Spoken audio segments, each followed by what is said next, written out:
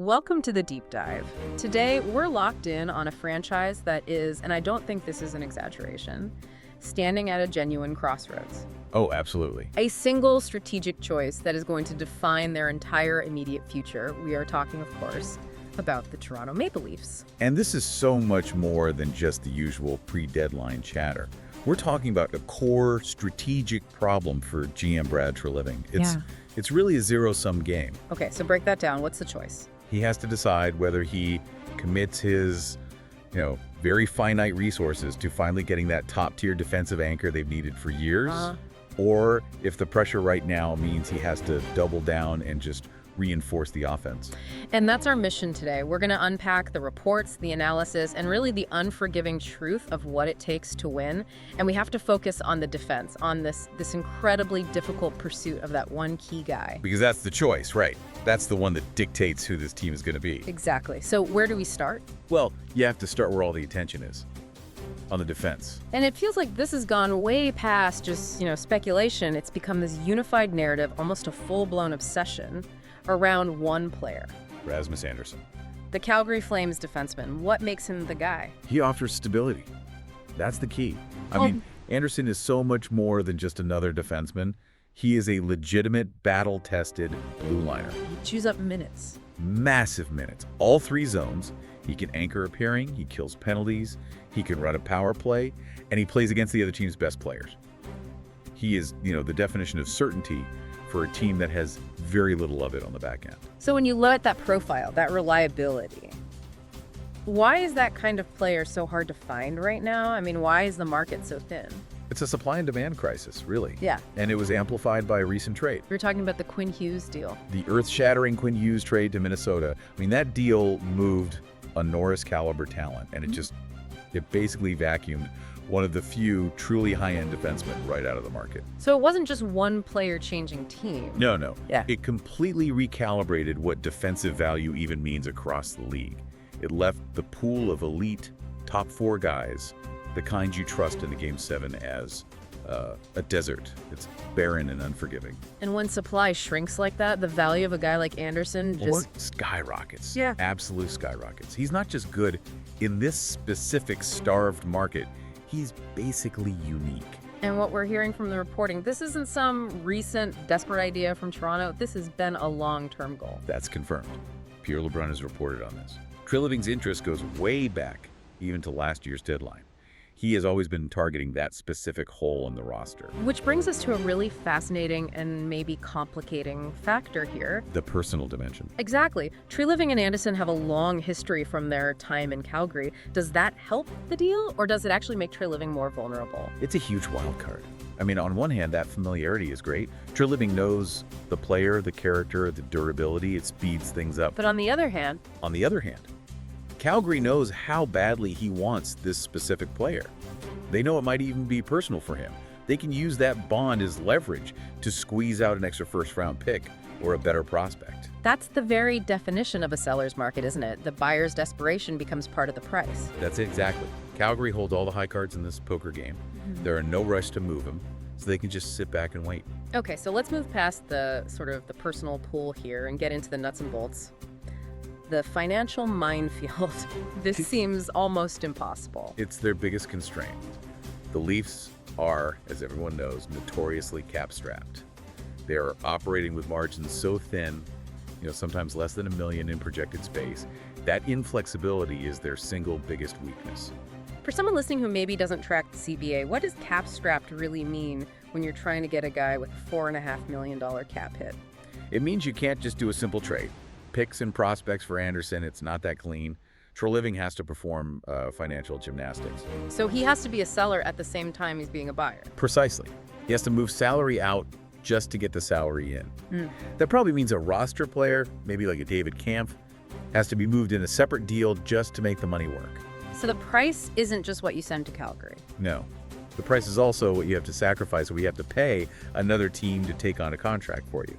And the Flames know this. They know every extra layer makes it harder for Toronto, so they just jack up the price even more. And then there's the whole salary retention issue. Right.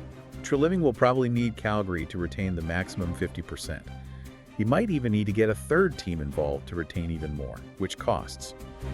You guessed it, more draft capital. This brings us to maybe the biggest variable of all, Andersson's contract. Is this just a rental for one playoff run, or is it something bigger? That's the multi-million-dollar question. The analysis really points to this tantalizing possibility that Treliving wants an extension done as part of the deal. A sign and trade. If he can get Andersson locked in for 4 or 5 more years, it completely changes the calculation. It's not a short-term gamble anymore. It's a foundational piece for your defense core next to Morgan Riley. But trying to get that extension done beforehand with his agent Claude Lemieux, that's so complex. How does that even work? It's a delicate dance. It means the Leafs and Andersson negotiate a long-term deal before the trade is official. The benefit for Toronto is huge. You get that long-term security. But the risk? The risk is you're showing all your cards. By securing that extension, you've proven to Calgary just how desperate you are. The trade price in picks and prospects automatically goes up. Treliving is basically paying a premium for security. And if Andersson wants to test free agency? Then the price might be a little lower. But the long-term risk for Toronto is immense. You could give up all those assets and then lose him 4 months later for nothing.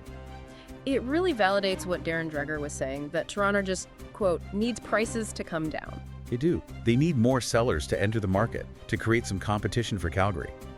Right now, Treliving has almost no leverage. He's just at risk of a spectacular overpayment. Okay, let's pivot from the logistics then. Let's talk about the debate this whole thing must be creating inside the front office. The philosophical divide. Yeah. Is defense truly the one missing piece? Or is there a more pressing need somewhere else? It's a fundamental debate about the team's identity, and it's rooted in years and years of painful history. Let's start with the case for defense. I mean, it speaks to that haunting this organization has felt for decades. The argument is really simple.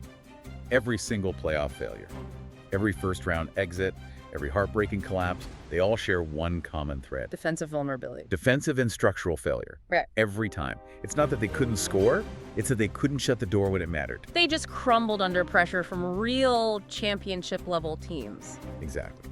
So getting a guy like Andersson is seen as a way to fundamentally change the team's DNA, to make them a complete, balanced championship-caliber team. Yeah. You look at recent Cup winners, Vegas, Tampa Bay. They all had that defensive core that could lock down a 1-goal lead. So it's a bet on structure, a bet on trying to win by not losing defensively. Right.